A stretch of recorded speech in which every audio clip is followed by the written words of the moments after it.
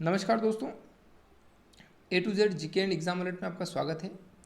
मैं हूं IAS राठौड़ और हम देख रहे हैं राजस्थान के एकीकरण के बारे में। आज दोस्तों, राजस्थान के एकीकरण का श्रेय किसको जाता है, कितने चरणों में एकीकरण पूर्ण हुआ, कब शुरू हुआ, कब समाप्त हुआ, कितने भागों में राजस्थान विभक्त था, इन सब बातों पे और ये जो प्रश्न बनते हैं जो कि लगभग हर परीक्षा, जो कॉम्पिटिटिव एग्ज़ाम है, हर एग्ज़ाम की दृष्टि से ये महत्वपूर्ण है। तो आज इनको देखते हैं हम। सबसे पहले बात करते हैं कि राजस्थान का जो एकीकरण है उसका श्रेय किसको जाता है। तो एकीकरण का जो श्रेय है वो चाहे राजस्थान हो और चाहे भारत हो, यानी देश के और राज्य के एकीकरण का श्रेय सरदार वल्लभ भाई पटेल को जाता है। तो ये एक इम्पोर्टेंट चीज़ है, ये आप ध्यान रखें। पहला, सबसे पहला मुख्य जानकारी। उसके बाद बात करते हैं तो 7 चरणों में एकीकरण पूर्ण हुआ। राजस्थान का जो एकीकरण है वो 1-2 बार में नहीं हुआ बल्कि 7 चरण में हुआ। पहले से अंतिम तक जाने में पूर्ण राजस्थान, वर्तमान राजस्थान जो स्वरूप आया वो 7 चरणों के बाद आया है। एकीकरण की प्रक्रिया है वो 18 मार्च 1948 से शुरू हुई थी और अंतिम जो है वो 1 नवंबर 1956 को इसका समापन हुआ है। तो ये दोनों चीज़ें, दोनों तिथियां आप ध्यान रखें।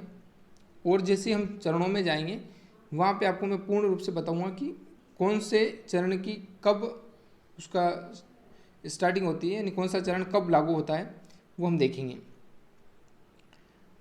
जब राजस्थान का एकीकरण हुआ उस समय 26 जिले कुल थे। टोटल जिले जो बने थे वो 26 जिले थे और इस पूरे एकीकरण जो प्रक्रिया है उस प्रक्रिया को पूर्ण होने में समय लगा वो 8 वर्ष 7 माह और 14 दिन का समय था। तो ये महत्वपूर्ण जानकारियाँ आप नोट करते जाएं, चाहे इसका आप, क्योंकि अक्षर थोड़े से छोटे हैं तो हो सकता है फिर आप दिक्कत आए स्क्रीनशॉट लेने में, या ले लेना आप। तो ये महत्वपूर्ण जानकारियाँ। 8 वर्ष 7 माह 14 दिन का कुल समय, स्टार्टिंग 18 मार्च 1948, अंत 1 नवंबर 1956, कुल 26 जिले 7 चरण। अब बात करते हैं कि राजस्थान का जो एकीकरण हुआ तो कितने भागों में राजस्थान विभाजित था उस समय। तो मुख्य रूप से राजस्थान जो है वो 19 रियासतें और 3 ठिकाने थे। 3 ठिकाने 19 रियासतें। रियासतों की हम बात करेंगे, जैसे जैसे चरणों में जाएंगे आपको कुल रियासतों की मैं नाम भी बता दूंगा और कुल जो है वो संख्या आपकी आ जाएगी 19। 3 ठिकाने कौन से थे, तो 3 ठिकाने देखते हैं। 3 ठिकानों में निमराना जो कि अलवर में है, निमराना अलवर आप अच्छे से याद रखें। दूसरा है कुशलगढ़, बांसवाड़ा और लावा टोंक। निमराना, अलवर, कुशलगढ़, बांसवाड़ा, लावा, टोंक। तो इन जो ठिकाने हैं उन इन रियासतों हैं का जो एकीकरण हुआ वो कौन कौन से चरणों में हुआ, वो सारे चरण हम क्रमबद्ध रूप से देखते हैं आगे।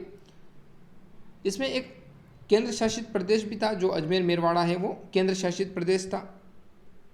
अब कुछ महत्वपूर्ण जानकारियां हैं जो आप नोट करना चाहें तो सबसे प्राचीन जो रियासत है राजस्थान की वो मेवाड़ रियासत है। सबसे प्राचीन रियासत वो मेवाड़ रियासत। और सबसे नवीन जो रियासत है वो झालावाड़ थी और ये अंग्रेज़ों द्वारा निर्मित एकमात्र रियासत थी जिसका अंग्रेज़ों ने निर्माण किया है। तो पुरानी रियासत हो गई मेवाड़ और नवीनतम रियासत हो गई झालावाड़।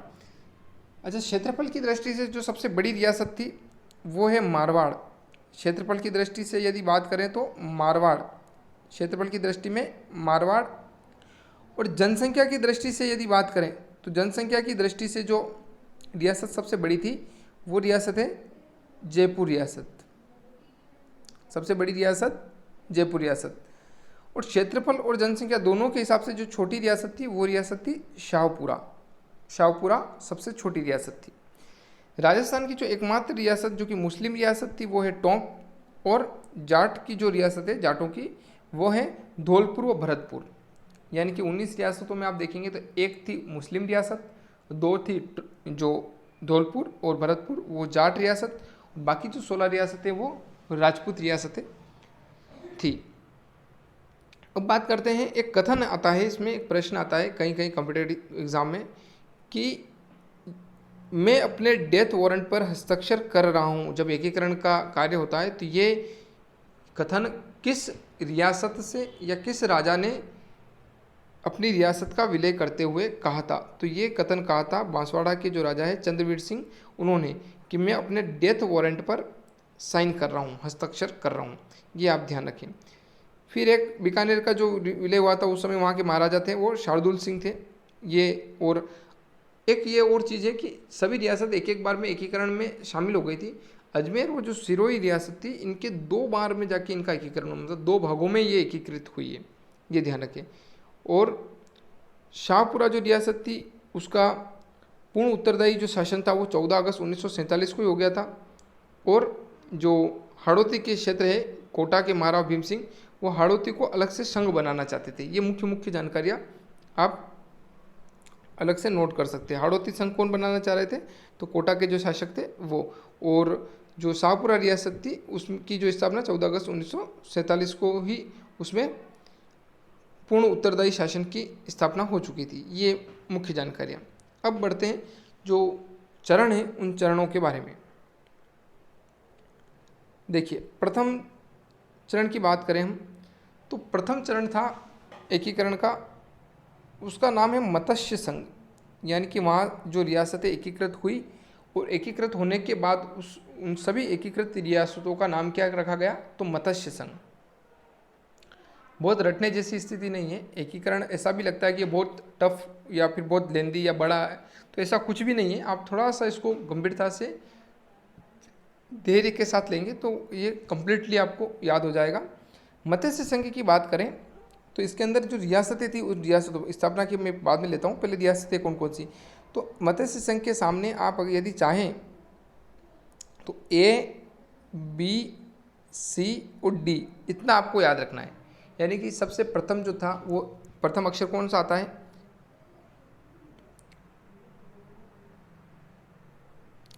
प्रथम अक्षर में A आता है। तो ABCD जो है, ABCD में A प्रथम आता है, यानी कि अल्फ़ाबेट की जो आती है। तो इसमें A फॉर अलवर, अलवर के बाद में भरतपुर, भरतपुर के बाद करौली ले लें इसको, जैसे हम C फॉर केट बोलते हैं, तो करौली वो आप ले लें, यहाँ पे यूज़ करें। D में धौलपुर। तो ABCD आप याद रखेंगे तो 4 आपको याद हो जाएंगे इस पर, अलवर, भरतपुर, करौली और धौलपुर। अलवर, भरतपुर, करौली और धौलपुर, ये 4 आपके फर्स्ट जो मत्स्य संघ बनता है उसकी रियासतों के नाम है। अब इनकी स्थापना कब होती है, तो 18 मार्च 1948 को राजधानी अलवर बनती है। दोस्तों 4 रियासतें और एक ठिकाना है इसके अंदर, तो ठिकाना कौन सा है, तो जो अलवर के अंदर इन चारों रियासतों में से जो ठिकाना आएगा वही बनेगा। तो अलवर के अंदर एक निमराना ठिकाना है, तो वो निमराना यहाँ पे इसमें आ जाता है, ये ध्यान रखें आप। निमराना जो ठिकाना है वो इस एकीकरण में शामिल होता है। प्रधानमंत्री कौन थे, शोभाराम कुमावत। राज प्रमुख उदयभान सिंह जो हैं वो धौलपुर के। और उद्घाटनकर्ता कौन है, NV गौडगिल, नरहरि विष्णु गौडगिल। मत्स्य संघ नाम किसने दिया, इस जो रियासतों का एकीकरण हुआ इसका मत्स्य संघ किसने नाम दिया, तो KM मुंशी है, उनके सिफारिश पर ये नाम दिया गया, उनके कहने पर ये नाम दिया गया है। ये मुख्य मुख्य जानकारियाँ। अब अगला चरण देखते हैं, द्वितीय चरण। द्वितीय चरण की बात करें तो द्वितीय चरण का जो नाम है पूर्वी राजस्थान। पूर्वी राजस्थान, अब आप देखिए पूर्वी राजस्थान के अंदर से कोई ना कोई रियासत तो आनी चाहिए। पूर्वी राजस्थान का जो पूर्वी हिस्सा है, अब एक तरह से वहाँ से देखिए आप तो धौलपुर और ये हिस्सा तो निपट गया, तो उसके बाद में कहाँ बचता है पूर्वी, तो आप नीचे आएंगे थोड़े से और तो आपको कोटा है, झालावाड़ है, बूंदी है, ये चीज़ें दिखनी शुरू हो जाती है वहाँ पर। तो 3 तो ये हाड़ौती के जो है वो याद रखने आपको, कोटा, बूंदी, झालावाड़। हाड़ौती का जो है वो याद रखना। एक तो कौन कौन से, तो कोटा हो गया, बूंदी हो गया और आपके झालावाड़ हो गया। ठीक है, ये 3 तो ये नाम याद रखने आपको।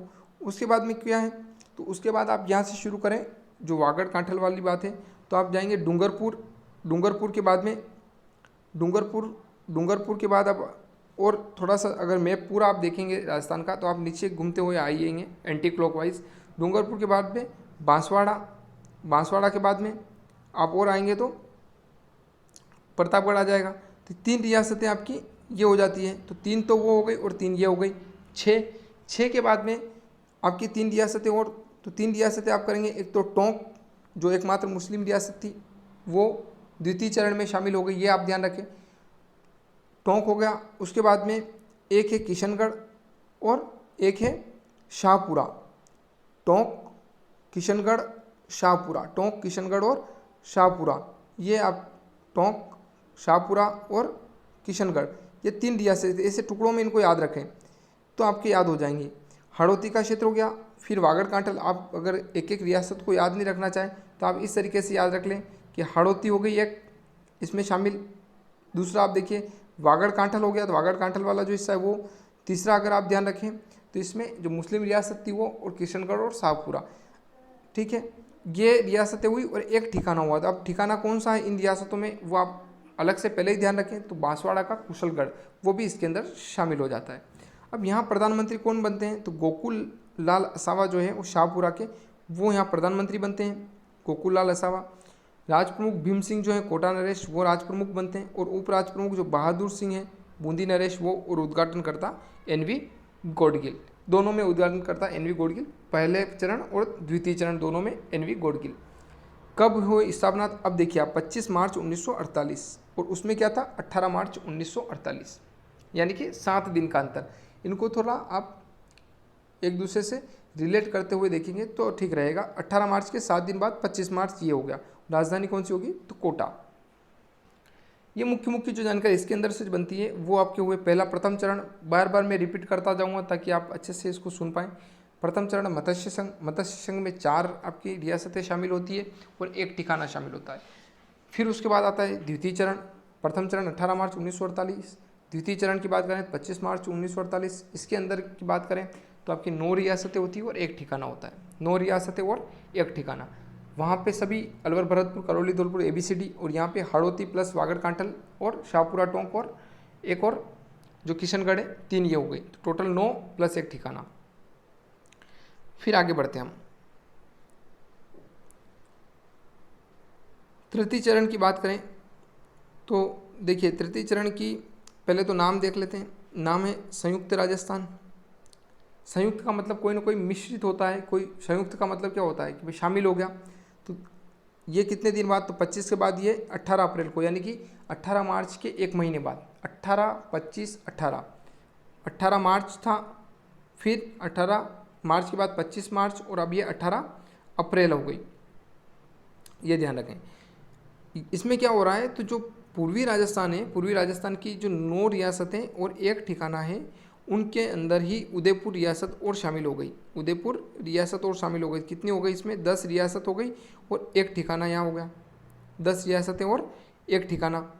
एक ठिकाना कौन सा है, कुशलगढ़, पूर्वी राजस्थान के अंदर यही आया। और 10 रियासतें, तो 9 पहले मैंने बार बार बता दी, एक और उदयपुर इसमें शामिल हो गई। अब दोस्तों जैसे ही नई कोई रियासत शामिल होती है तो राजधानी उसके वहाँ शिफ्ट हो जाती है, ये एक नियम बन गया था। तो राजधानी कहाँ आ गई, उदयपुर। और जो राज प्रमुख है वो भी उसी रियासत के बनेंगे। तो भोपाल सिंह जो थे वो आ गए, महाराणा भोपाल सिंह। उसके बाद प्रधानमंत्री माणिक्यलाल वर्मा, वो भी उदयपुर से। और उपराज प्रमुख जो कि पहले राज प्रमुख थे, कोटा नरेश भीम सिंह, उनको उपराज प्रमुख बना दिया गया। और चूंकि उदयपुर जैसी बड़ी रियासत शामिल हुई तो इसमें उद्घाटनकर्ता कौन हुए, पंडित जवाहरलाल नेहरू स्वयं इसमें शामिल हुए। ठीक है दोस्तों, ये हुआ। फिर आगे देखते हैं।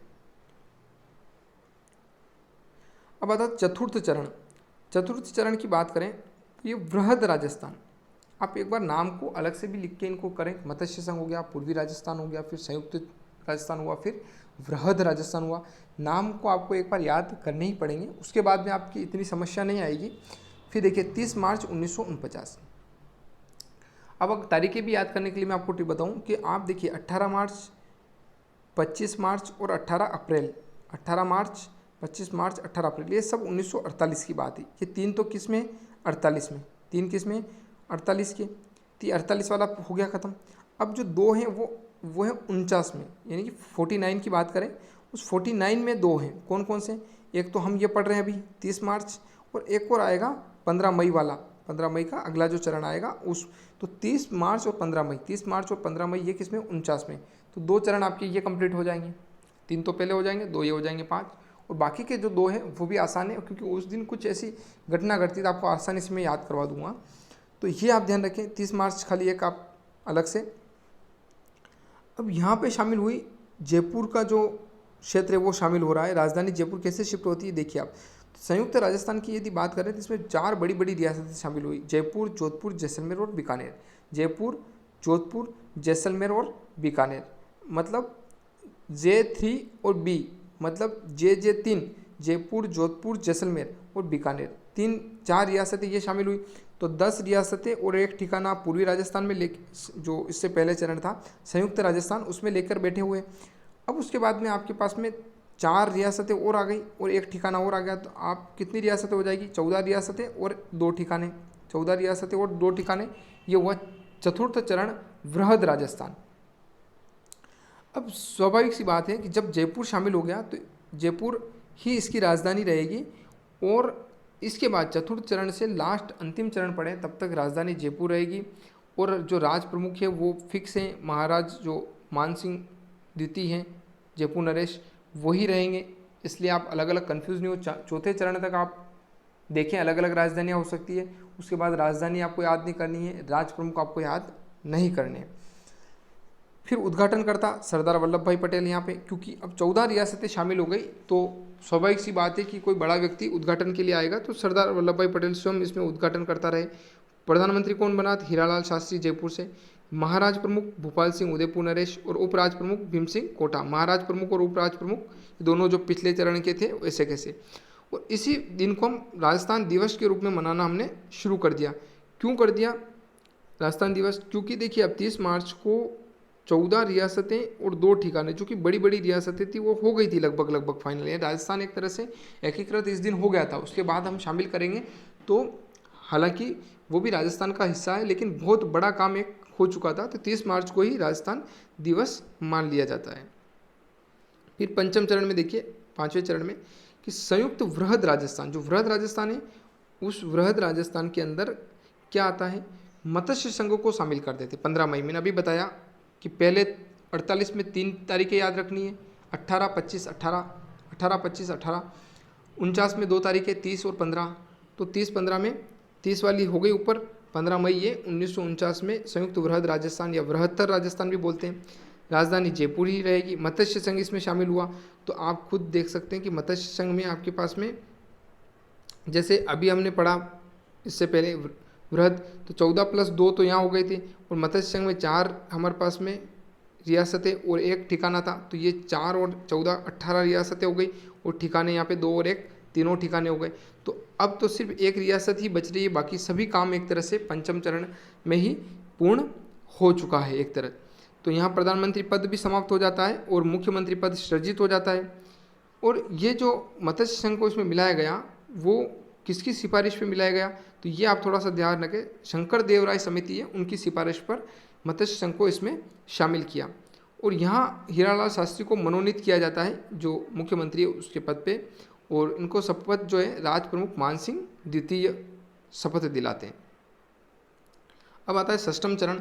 षष्ठम चरण में दोस्तों और क्या बच गया, आप तो 18 रियासतें और 3 ठिकाने हो गए, तो अभी भी कुछ तो बच रहा है। 19 रियासतें थी, तो वो बच रहा है, वो क्या है, वो था सिरोही का। तो संयुक्त वृहद जो राजस्थान है उसके अंदर राजस्थान संघ कब बन रहा है, जब सिरोही जो पिछला है पंचम चरण उसमें सिरोही को शामिल कर दिया जाए तो राजस्थान संघ बन गया। और ये कब बना, 26 जनवरी 1950 को, जब अपना संविधान लागू हुआ उसी तारीख को। ये आपको मैं यही बोल रहा था कि रटने की आवश्यकता नहीं है, जिस दिन संविधान लागू हुआ उस दिन राजस्थान संघ नाम पड़ गया।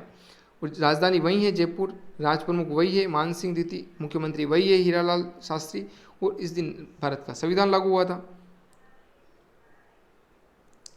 अब देखिए आप, संविधान लागू हुआ था उसी दिन, हो गया ये सिरोही लागू, सिरोही को इसमें शामिल कर दिया। लेकिन सिरोही के अंदर आबू देलवाड़ा अभी भी बच गया था, आबू देलवाड़ा इसमें बाकी रह गया। तो अभी हमारे पास में कुछ कार्य और बाकी रह गया। षष्ठम चरण जो है, छठा चरण, उसके बाद भी कुछ कार्य, यानी कि जो हमारा आबू देलवाड़ा वो भी शामिल होना चाहिए, और जो अजमेर मेरवाड़ा है उसकी कहीं बात नहीं है, तो वो भी इसमें शामिल हो जाए तो फिर हमारा कार्य पूर्ण हो जाए और वर्तमान जो राजस्थान है वो राजस्थान बन जाए। तो सप्तम चरण में जाते हैं, 7वें चरण में। 7वें चरण में आप देखेंगे नाम है वो, अब जो राजस्थान का नाम है वो बिल्कुल लागू हो गया, 7वां चरण था वो अंतिम है, 1 नवंबर 1956 ये हो गया। राजधानी वहीं है। राज प्रमुख की जगह अब कौन हो गए, तो राज प्रमुख की जगह राज्यपाल ने ले ली। राज्यपाल कौन थे, तो गुरुमुख निहाल सिंह राज्यपाल बन गए। और राजस्थान में सिरोही का आबू दिलवाड़ा भाग भी शामिल हो गया, अजमेर जो है अजमेर मेरवाड़ा वो भी शामिल हो गया, और मध्य प्रदेश के मंदसौर जिला है उसका सुनेल टप्पा, ये आपको थोड़ा सा एक्स्ट्रा याद रखना है। सुनेल टप्पा मध्य प्रदेश का वो राजस्थान को दे दिया गया, और झालावाड़ का जो सिरोंज क्षेत्र है वो सिरोंज क्षेत्र वो किसको दे दिया गया, मध्य प्रदेश को दे दिया गया। तो ये ध्यान रखें, आबू दिलवाड़ा अजमेर मेरवाड़ा यहाँ आ गया, सुनेल टप्पा राजस्थान में आ गया, और झालावाड़ का जो सिरोंज क्षेत्र है वो मध्य प्रदेश में चला गया। मुख्यमंत्री कौन है, तो मोहनलाल सुखाड़िया, ये थोड़ा सा यहाँ पे आप करेक्शन करें, मोहनलाल सुखाड़िया। और राज प्रमुख की जगह राज्यपाल पद इसमें लागू हो गया था, सृजित हो गया। प्रथम राज्यपाल थे वह गुरुमुख निहाल सिंह। तो ये मुख्य मुख्य जानकारियाँ थी, और मुझे लगता है कि ये इसके अंदर आपके एकीकरण में कोई भी प्रश्न छूटना नहीं है। आप अगर सही तरीके से इसको प्रिपेयर करते हैं तो आप तारीखें चाहे तो साइड में आप नोट कर लें एक बार अच्छे से। उसके बाद 18, 25, 18 थी, ये सब 48 में है। 18 मार्च, 25 अप्रैल, 18 मार्च, 25 मार्च और 18 अप्रैल 48 के अंदर है, ये 1948 की बात हुई थी। फिर 15 मार्च और 30 मार्च और 15 अप्रैल की बात करें तो ये 15 मई की, 30 मार्च और 15 मई ये 49 की हो गया था। उसके बाद में 49 के बाद संविधान लागू हुआ 26 जनवरी को, तो वो 1 तारीख हो गई। 3 तो यहाँ हो गई, 2 ये 5, एक 26 जनवरी 6 और एक 1 नवंबर 1956, ये 7 हो गई। पहला मत्स्य संघ हो गया था आपका, उसके अंदर 4 रियासतें आ गई थी। मत्स्य संघ के बाद में अगला पूर्वी राजस्थान, इसके अंदर 9 रियासतें एक ठिकाने आ गई। फिर उसके बाद में संयुक्त राजस्थान की बात करें तो संयुक्त राजस्थान में उदयपुर को शामिल कर दिया था पूर्वी में। फिर वृहद में तो 4 और आ गई, 14 रियासतें और 2 ठिकाने हो गए। उसके बाद में मत्स्य को इसमें मिला दिया गया, तो यहाँ पे 18 रियासतें और 3 ठिकाने हो गए। फिर उसके बाद सिरोही को शामिल किया। तो ऐसे आप इसको क्रम वाइज लिखेंगे और जमाएंगे तो आपको कम्प्लीटली ये अच्छे से याद हो जाएगा, प्रिपेयर होगा, और सभी इम्पोर्टेंट पॉइंट्स हैं इसके अंदर। और आपकी कॉम्पिटिटिव हर एग्ज़ाम में ये कोई कुछ ना कुछ इसमें से आता ज़रूर है। तो उम्मीद करता हूँ कि ये आपके लिए लाभदायक होगा। धन्यवाद।